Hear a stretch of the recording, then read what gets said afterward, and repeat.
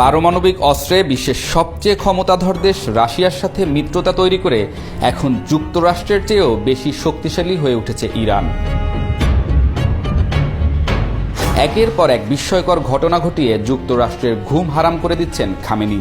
যতবারই Donald Trump তাকে কোণঠাসা করতে চেয়েছেন, ততবারই তিনি দ্বিগুণ ক্রোধে পাল্টা সিদ্ধান্ত নিয়েছেন। বর্তমান বিশ্বে আমেরিকাকে বৃদ্ধাঙ্গুলি দেখিয়ে যে কয়জন নেতা বহাল তবিয়তে আছেন, খামেনি তাদের মধ্যে অন্যতম।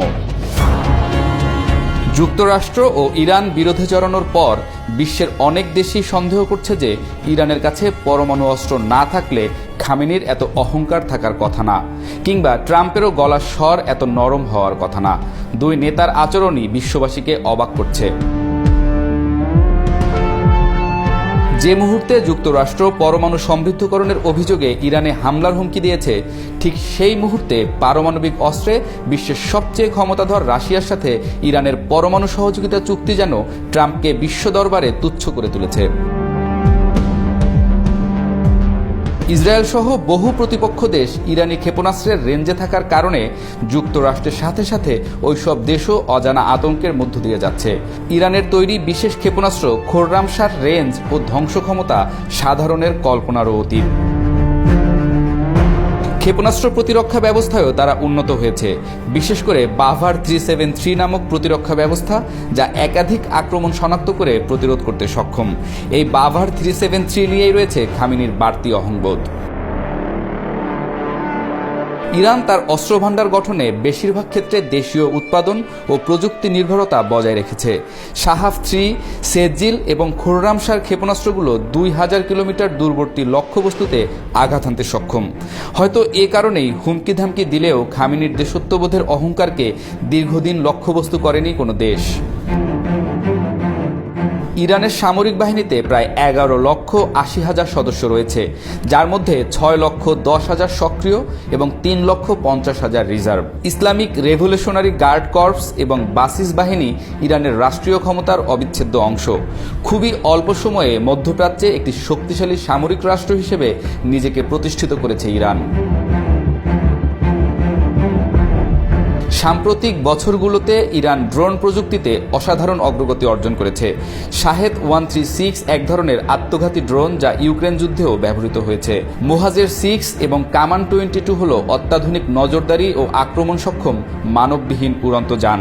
এসব ড্রোন ইরানকে একটি বিশেষ ড্রোন ক্ষমতাধর দেশ হিসেবে প্রতিষ্ঠিত করেছে। কৃত্রিম বুদ্ধিমত্তা ব্যবহার করে ইরান তৈরি করেছে গায়েম ও আলমাস সিরিজের স্মার্ট ক্ষেপণাস্ত্র। ড্রোন থেকে নিক্ষেপযোগ্য এসব ক্ষেপণাস্ত্র নিজেরাই লক্ষ্যবস্তু শনাক্ত করে এবং সিদ্ধান্ত নেয় কখন কোথায় আঘাত হানবে। সম্প্রতি ইরান ও রাশিয়ার মধ্যে 20 বছরের যে কৌশলগত অংশীদারিত্বের চুক্তি স্বাক্ষরিত হয়েছে, তা যুক্তরাষ্ট্রসহ পৃথিবীর যে কোনো দেশের জন্যই অনেক বড় হুমকি।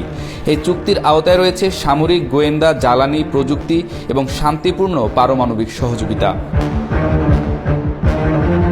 এই চুক্তির স্বাক্ষরের প্রেক্ষাপটে যুক্তরাষ্ট্র এখনও সরাসরি প্রতিক্রিয়া না জানালেও পরমাণু আলোচনা ও ইউরেনিয়াম স্থানান্তর বিষয়ে রাশিয়ার ভূমিকা ঘিরে যথেষ্ট উদ্বেগ রয়েছে। যুক্তরাষ্ট্র ইরানের ইউরেনিয়াম তৃতীয় কোনো দেশে স্থানান্তরের যে প্রস্তাব দিয়েছে, তার সম্ভাব্য গন্তব্য হয়ে উঠেছে রাশিয়া।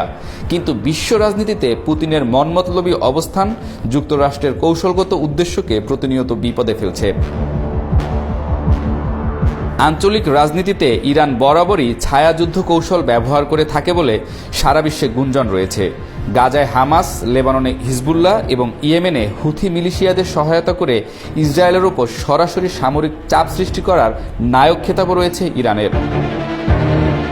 এসব গোষ্ঠীর মাধ্যমে তারা শুধু ইসরায়েলের নিরাপত্তা ব্যাহত করছে না, বরং মধ্যপ্রাচ্য, যুক্তরাষ্ট্র ও তার মিত্রদের প্রভাবকেও ঠাট্টা করছে। ইরান বিশ্বাস করে এই ধরনের কৌশল তাদের নিজস্ব সীমান্তের বাইরে যুদ্ধ চালিয়ে আঞ্চলিক প্রতিপক্ষকে দুর্বল করার নিরাপদ উপায়। ইরান তার সামরিক সক্ষমতাকে এখন আর কেবল আঞ্চলিক প্রতিরক্ষা ব্যবস্থার মধ্যে সীমিত রাখছে না। দেশটি এখন একটি আঞ্চলিক আধিপত্যকারী শক্তি হতে চায় এবং সেই উদ্দেশ্যে রাশিয়া ও চীনের সঙ্গে কৌশলগত অংশীদারিত্ব গড়ে তুলছে। পশ্চিমা নিষেধাজ্ঞা ও চাপ উপেক্ষা করে ইরান তাদের নিজস্ব প্রযুক্তি, সম্পদ এবং রাজনৈতিক সাহসিকতার মাধ্যমে নিজেদের যুদ্ধ ক্ষমতাকে তীক্ষ্ণ করে তুলছে। পশ্চিমাদের নিরাপত্তা কাঠামোর বাইরে দাঁড়িয়ে একটি আত্মনির্ভরশীল, প্রযুক্তি নির্ভর এবং রাজনৈতিক দৃঢ়তায় সম্ভবত বিশ্ব রাজনীতিতে নতুন এক অধ্যায়ের সূচনা করতে যাচ্ছে খামেনির দেশ।